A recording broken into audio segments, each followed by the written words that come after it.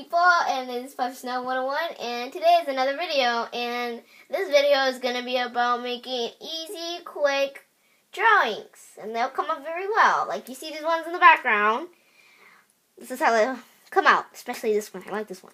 So, first of course, you're going to draw a circle for the head. Then, you're going to draw little sticky things like those, and then you sort of make a curve, but not too big. If you make it too big, you'll make it have too big hips, which is not good. Then, of course, you make the tail. You can make it thin, thick, whatever.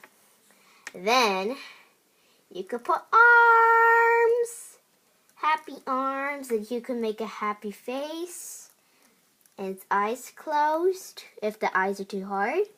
Then you can make bangs for it. And of course the ears. So first you're going to make a little like slanted triangle. Then the furries. Then another slanted triangle. Then the furries. Then of course you could add accessories. Like this. You can add a scarf.